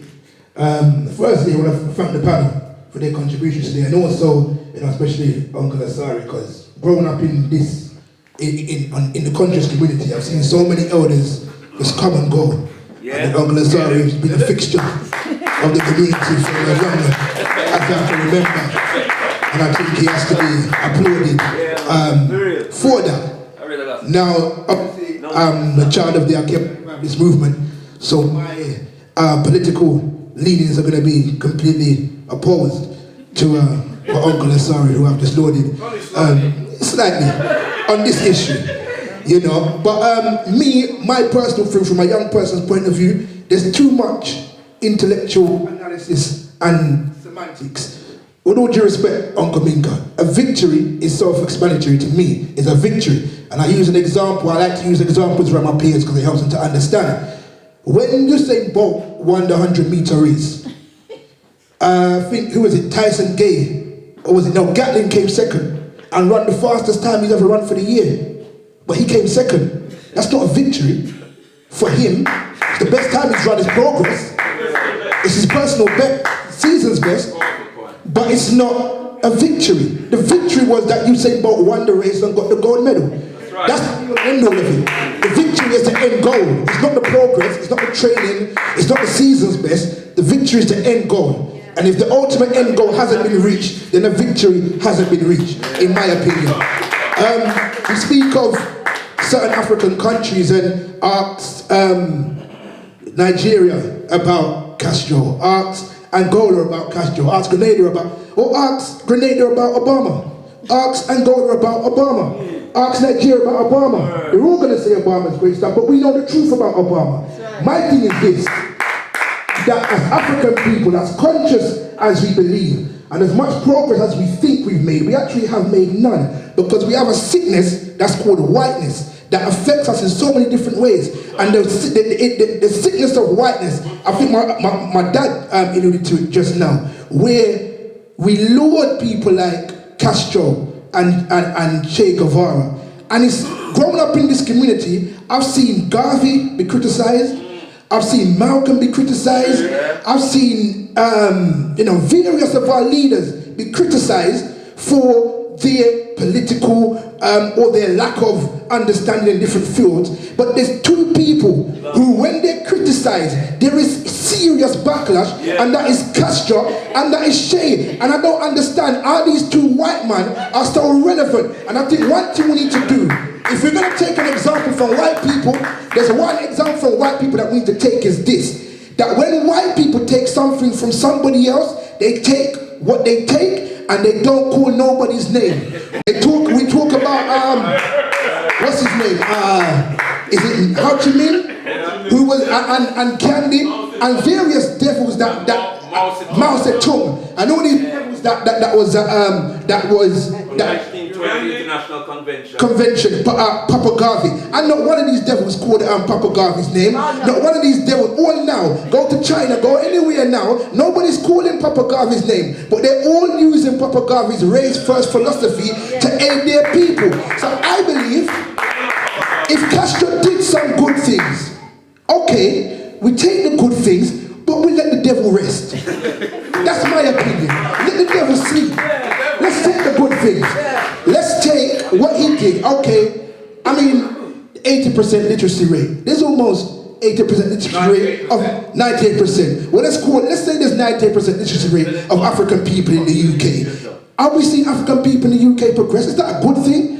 Are more African people going to university in the UK? Is that a good thing? Right now, university is doing more damage to African people. I'm in university now, and the damage that's being done, most African people are being politicized in university. Right now, university, you can't even speak of race. Because if you speak of race, it's problematic. So if you want to speak of race, what you have to first do is speak of LBGT, EFG, HIJK, LMNP. I want you to, you can mention race a little bit, but don't get too deep into race. You have to deal with that side. And it's a frustration thing, because as African people, we need to understand that Africanness and our African being, seeing our African face, the color of Africa, the color of black is important. And we lord a white man over all our African leaders, all the great things that Nat Turner did, Paul Bogle, Papa Garvey, Thomas Sankara, and we hail up Castro over all these people. To me, if we're talking progress, and this is the conscious community, how do we expect our brothers and sisters out there to make any progress when this is what we're talking about in the conscious community? To me, it's foolishness.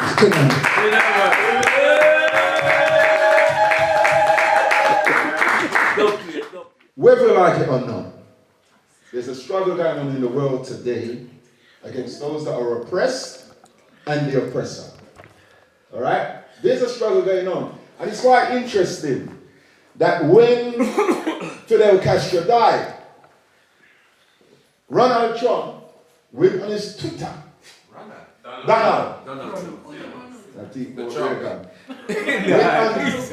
on Twitter and basically said, you know, this brutal dictator has died.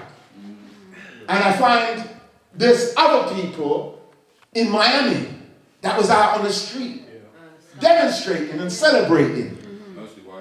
Mostly white. So what we're dealing with is really ideas at this moment in time. It's not really about color. And if we really want to understand what Garvey represented freedom and independence. He represented anti-colonialism, whether we like it or not. Whether we like it or not. Those ideas did not start with Garvey. So therefore, when anybody comes, when people come to Garvey, and draw those ideas from him, it's just like Garvey drawing ideas from people that came before him, such as what we saw within the Haitian Revolution. And so we've just got to be absolutely clear that because when we talk about victory, we must put it in its context. South Africa was not, maybe people weren't out there supporting the resistance in South Africa, but let me just tell you this, 1986, the Battle of Cuba, that battle there was the turning point in that struggle in what we call a victory against apartheid. Now, you may not like it because you obviously wasn't there, but it represented a victory against apartheid. And so coming back to the issue of Cuba, what we can learn from it. What we can learn from Cuba, whether we like it or not, there's hardly any example on this planet in which that you see a country which is standing up, representing the interests of its people. And anybody who is struggling for freedom and independence should be able to think we can learn something from that. And one of the things, as I said, that what we can learn, and one of the reasons why that country cannot be defeated is the way in which the Cuban Revolution actually dealt with the contradictions within its society. For example, although it's a communist party, it opened up its doors to all religious people. Opened up its doors. In every street corner, you have what they call committee for the revolution. We need to get out there amongst the people. And so therefore, we, as we come here today, it's not about putting down Castro. It's not about putting down the Cuban Revolution. It should be really what we can learn from it. And as I said it before, and say it again, we need to be careful whose bed we end up in. Because a lot of the talk I hear is the same kind of talk I hear coming out of Donald Trump. All right? We need to be clear where we're in. There's a struggle going on, and we should be clear what side we are on. And I'm very clear about that the Cuban Revolution represented an advance for us, and we must stop the talking, look at the people who carried out a successful revolution and see what we can learn from it, because we need to organize a revolution here. And just my last point is this. There ain't going to be no individual, people must be joking, there ain't going to be no individual revolution, okay? For what, I know a lot of you may think, oh, we're going to have a revolution. There's going to be no individual revolution. There's going to be an African, as Kwame Nkrumah talks about, an African revolution in which that what we support each other to bring about that mighty power. Because whether we like it or not, imperialism is going to make sure it destroys any opposition to it that comes up in the form of self-determination. So this idealism about, well, that is not victory. Taking control of your own economy represents a victory. If it's a total victory, no. It's only going to be a total victory when imperialism is defeated. And it's not just going to be from African people, because there's other people on this planet who's got their own interest in defeating imperialism as well. And if we don't wake up to that reality, then we're really living in cloud cuckoo land. Nice, brother. Nice. When I heard the definition of victory being given, it didn't sit well with me. It was really unsettling. So I thought I'd have a look on our wonderful internet and just see the definition of the word victory. And according to Oxford Dictionary, it says an act of defeating an enemy or opponent in a battle, game, or other competition. There's no mention of the word success. No mention of it at all. And, you know, it makes me think of all the different wars that our ancestors have actually won. You know, whether it's all of our different leaders, whether it's, you know, Yara Santiwa, and all the different wars that we know going through history. And I'm sure our brothers and sisters and our ancestors that have been through that process, they're not talking about success.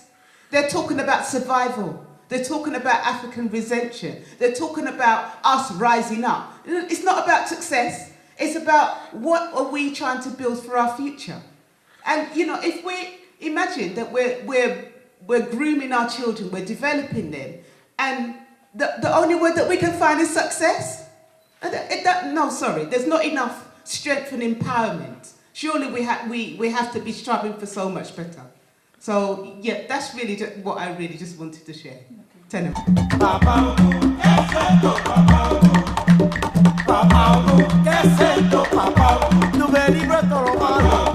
Good, maybe I could stand up and do a 5-hour speech like Fidel. Viva Fidel! But, Viva Fidel!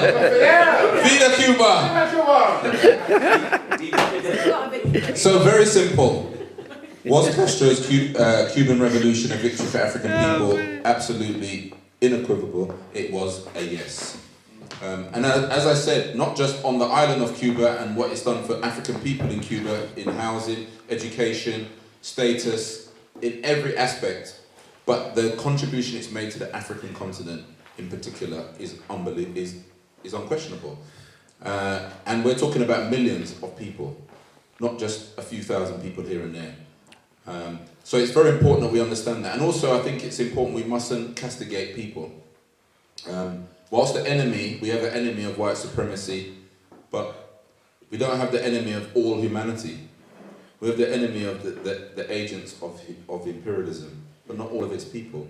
And we must be careful that we don't invent new history. We don't want to become Donald Trumps of history and reinventing things that happen. For example, Ho Chi Minh gave credit to Garvey. In fact, Ho Chi Minh spoke to African audiences and said, we need to follow Garvey. So this is important that we understand the international solidarity that was around. The Chinese supported Africa when they had nothing, when they had no money.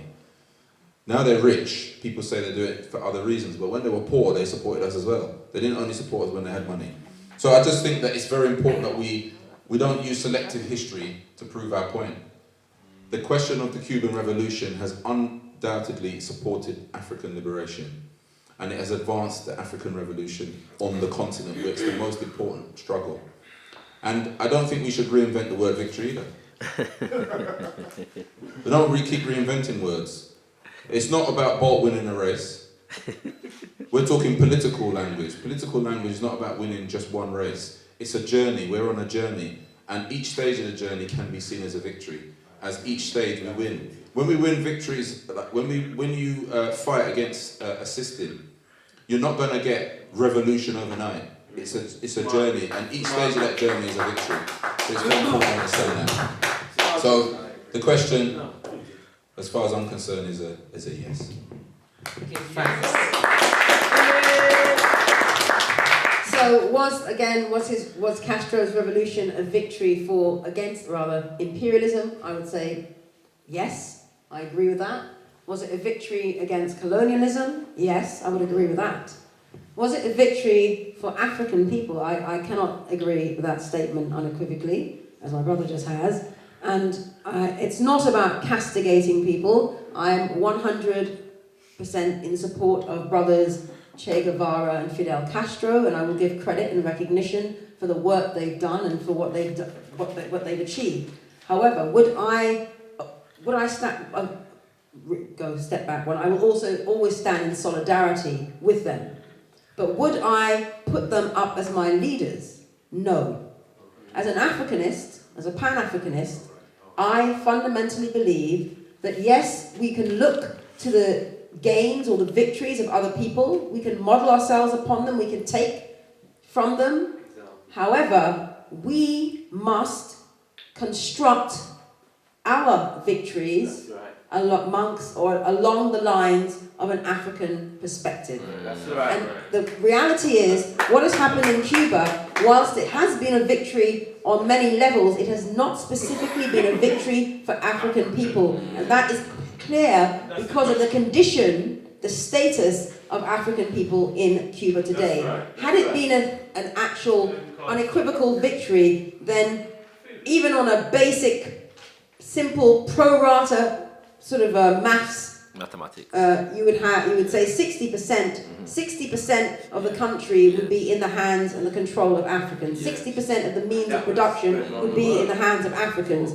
African language would be spoken. 60%. We do not see that recognition. So yes, there's been amazing gains. There's a lot of things that we can benefit from, but overall, it is still not a gain from African people.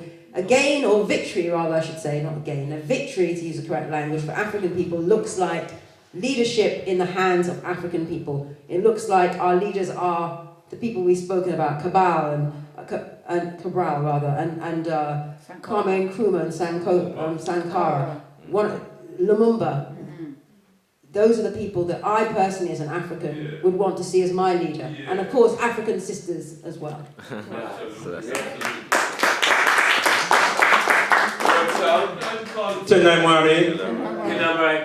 Giving thanks and praises for this excellent discussion, this excellent debate that we've had. Let me go to the good book. The good book. Message to the people, Course in African Philosophy. The word, song for the most eminent prophet and kings, Excellency Marcus Messiah God. Yeah? Come on, Brother Minka, I want to hear your voice now. Hear that? Viva Gavi, Gavi lives! Messiah lives!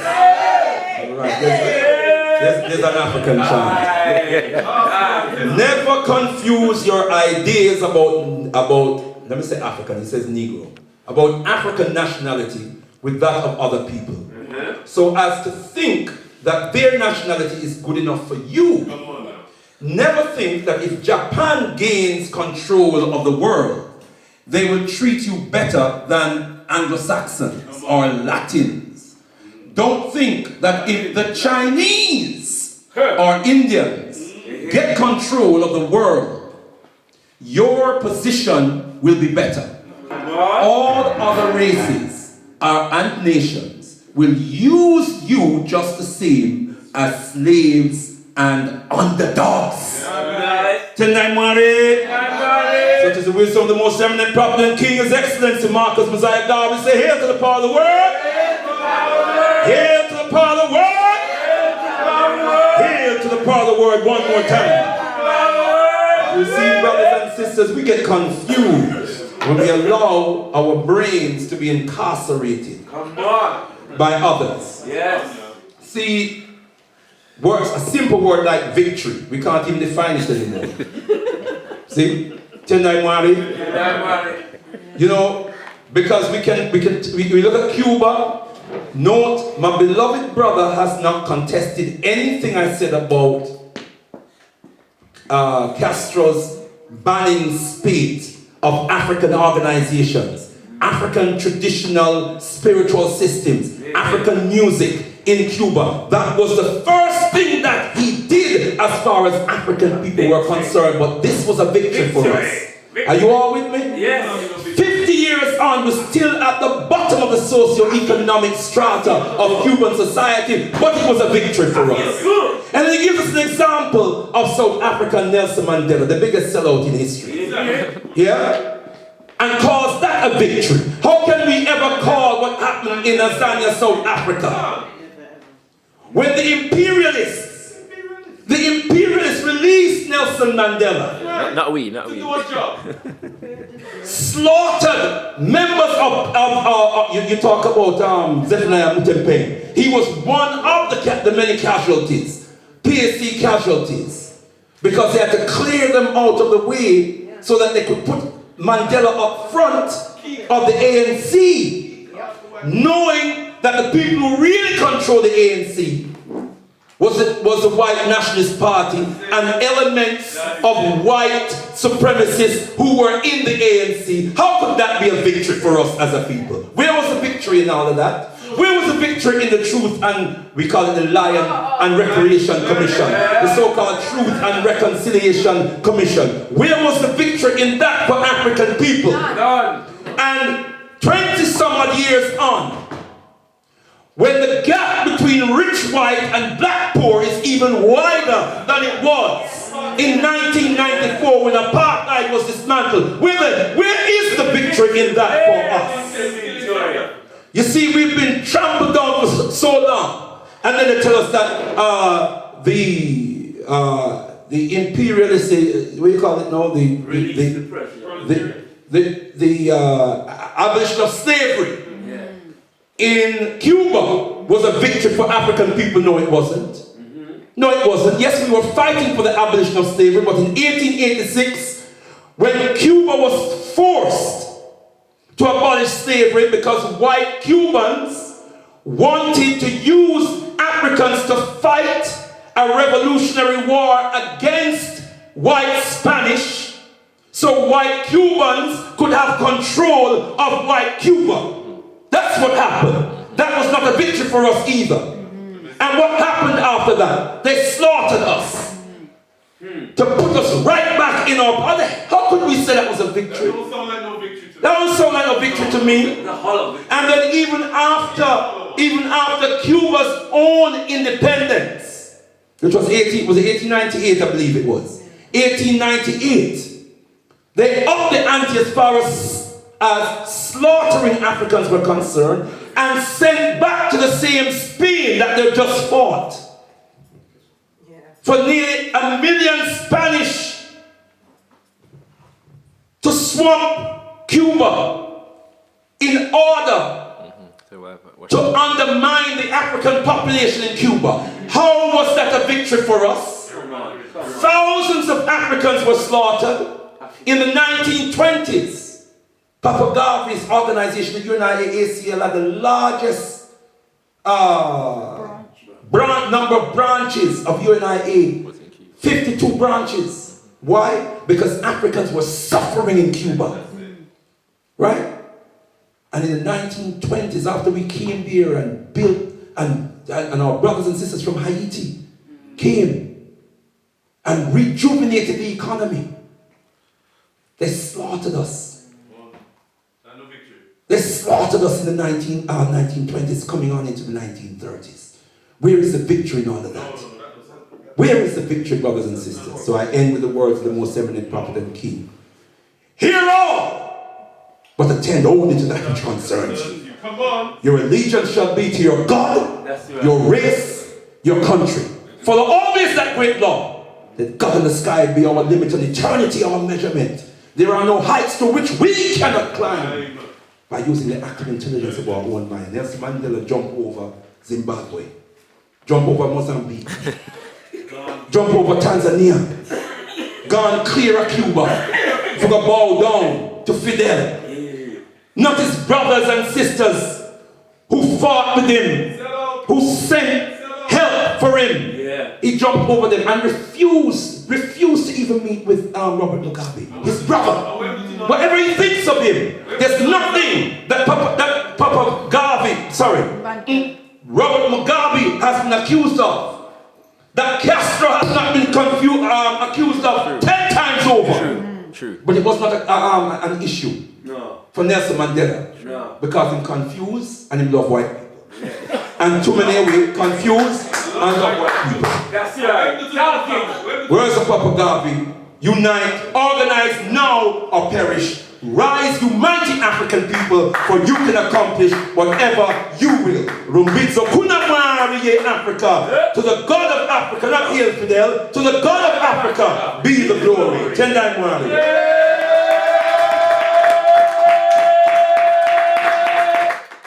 Tendai Mwari, thank you for watching this video. We do hope you found it edifying and purposeful. Please feel free to subscribe to our YouTube channel and visit us at our website, ALKEBU-LAN.org. Tendai Mwari.